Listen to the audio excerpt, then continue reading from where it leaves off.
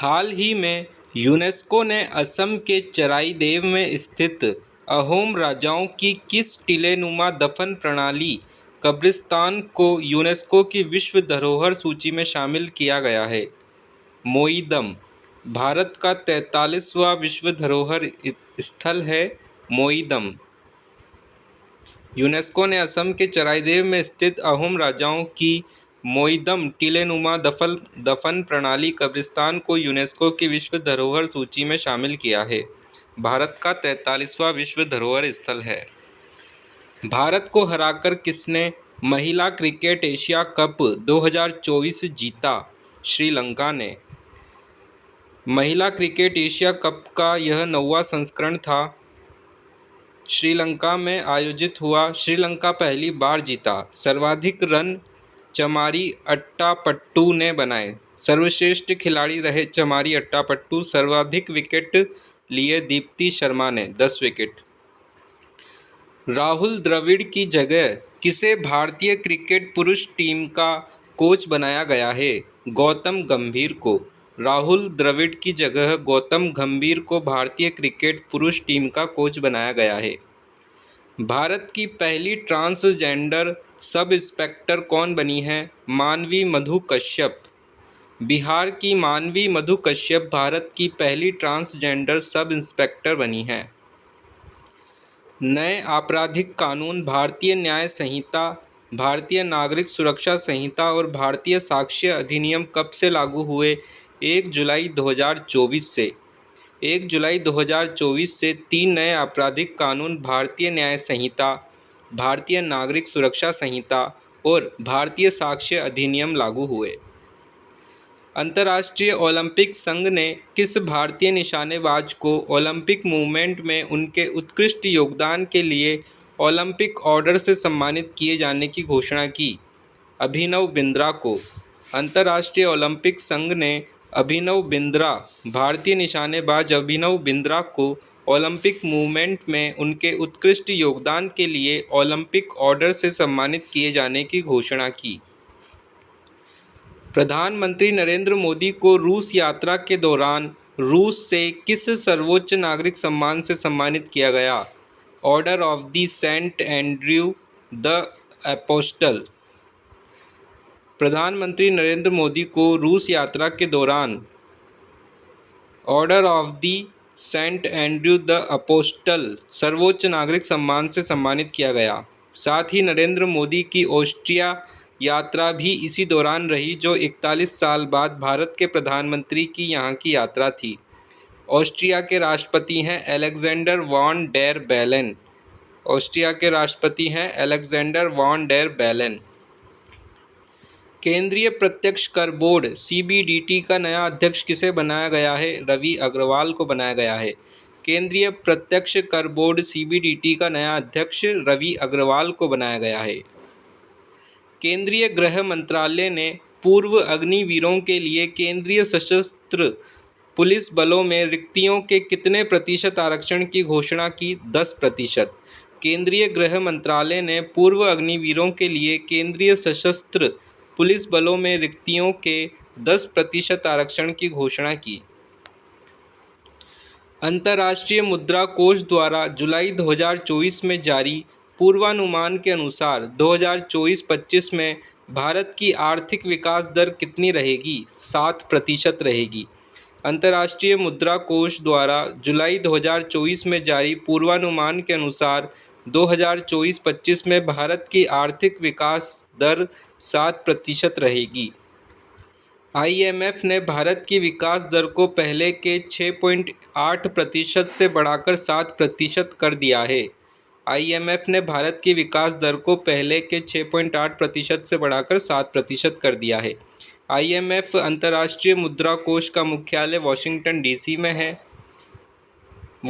Washington DC America में है। IMF के प्रबंध निदेशक हैं क्रिस्टालिना जॉर्जीवा। IMF के उप प्रबंध निदेशक हैं गीता गोपीनाथ। एक पेड़ मां के नाम अभियान के तहत 14 जुलाई 2024 को मध्य प्रदेश के किस शहर में एक दिन में 11 लाख पौधे लगाने का रिकॉर्ड बनाया है? इंदौर में। एक पेड़ मां के नाम अभियान के तहत 14 जुलाई 2024 को मध्य प्रदेश के इंदौर शहर में एक दिन में 11 लाख पौधे लगाने का रिकॉर्ड बनाया है। भारत का पहला विदेशी जन औषधि केंद्र कहाँ खोला गया है? मॉरिशस में खोला गया है।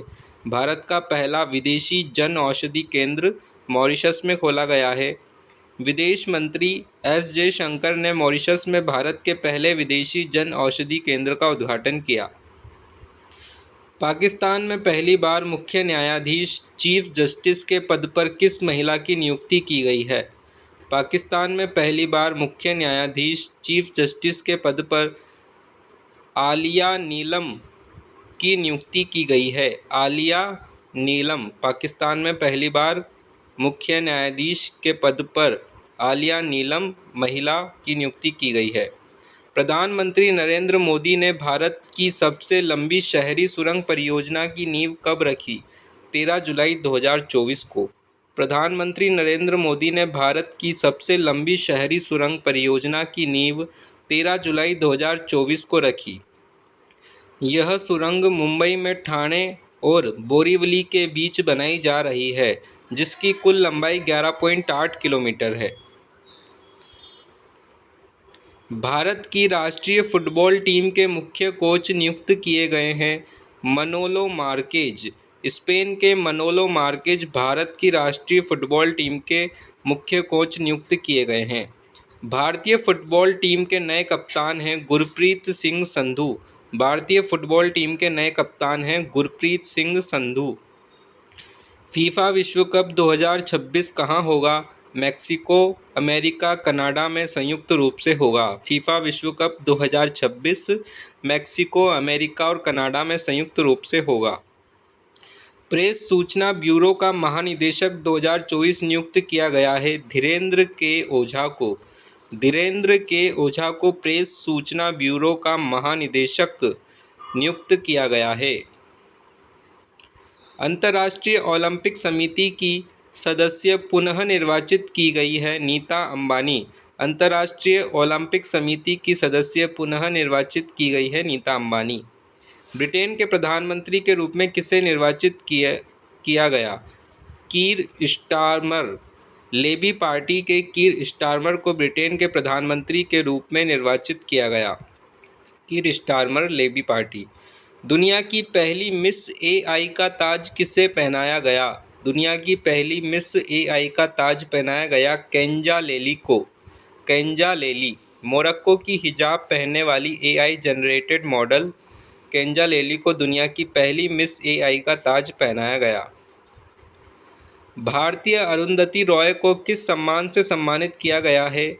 इंग्लिश पैन चैरिटी द्वारा स्थापित प्रतिष्ठित पेन पिंटर पुरस्कार से सम्मानित किया गया है।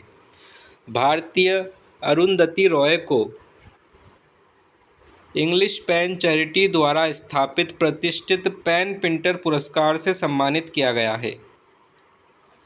नेपाल के प्रधानमंत्री नियुक्त किए गए हैं केपी शर्मा ओली। नेपाल के प्रधानमंत्री नियुक्त हुए हैं चौथी बार केपी शर्मा ओली। केपी शर्मा ओली नेपाल के चौथी बार प्रधानमंत्री नियुक्त हुए हैं। दुनिया के सबसे ऊंचे युद्ध क्षेत्र सियाचिन ग्लेशियर पर किसकी तैनाती की गई है? कैप्टन सुप्रीता सीटी। मैसूर की रहने वाली कैप्टन सुप्रीता सीटी की दुनिया की सबसे ऊंचे युद्ध क्षेत्र सियाचिन ग्लेशियर पर तैनाती की गई है। दुनिया के सबसे ऊंचे युद्ध क्षेत्र सियाचिन ग्लेशियर पर कैप्टन सुप्रीता सीटी मैसूर की रहने वाली तैनाती की गई है। श्रीनगर को विश्व शिल्प परिषद द्वारा किस नगर के रूप में नाम दिया गया है? श्रीनगर को विश्व शिल्प नगरी नाम दिया गया है। श्रीनगर को विश्व शिल्प परिषद द्वारा विश्व शिल्प नगरी नाम दिया गया है। विश्व शिल्प नगरी। निःशुल्क दवा योजना के क्रियान्वयन में देश भर में प्रथम स्थान प्राप्त करने वाला राज्य है राजस्थान।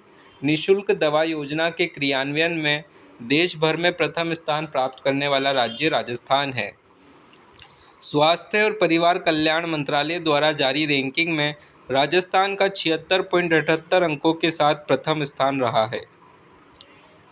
मुख्यमंत्री श्री भजनलाल शर्मा ने आभा आईडी बनाओ अभियान का शुभारंभ कब से किया? 1 जुलाई 2024 से किया। मुख्यमंत्री श्री भजनलाल शर्मा ने आभा आईडी बनाओ अभियान का शुभारंभ 1 जुलाई 2024 से किया। सड़क सुरक्षा पर एक्शन प्लान बनाने वाला देश का पहला राज्य कौन सा है? राजस्थान है। सड़क सुरक्षा पर एक्शन प्लान बनाने वाला देश का पहला राज्य राजस्थान है। सड़क सुरक्षा पर एक्शन प्लान बनाने वाला देश का पहला राज्य राजस्थान है। भीलवाड़ा जिले का कौन सा ब्लॉक राजस्थान का ऐसा पहला ब्लॉक बन गया है जहां जल जीवन मिशन के तहत 100% घरों में नल कनेक्शन के माध्यम से स्वच्छ पेयजल उपलब्ध करवाया जा रहा है? Model block. भीलवाड़ा जिले का मॉडल ब्लॉक राजस्थान का ऐसा पहला ब्लॉक बन गया है जहां जल जीवन मिशन के तहत 100% घरों में नल कनेक्शन के माध्यम से स्वच्छ पेयजल उपलब्ध करवाया जा रहा है। विश्व की दिग्गज टेक कंपनी गूगल ने गूगल ट्रांसलेट में 110 भाषाओं को ग्लोबली जोड़ा गया है। इस सूची में शामिल होने वाली राजस्थान की इकलौती बोली है मारवाड़ी।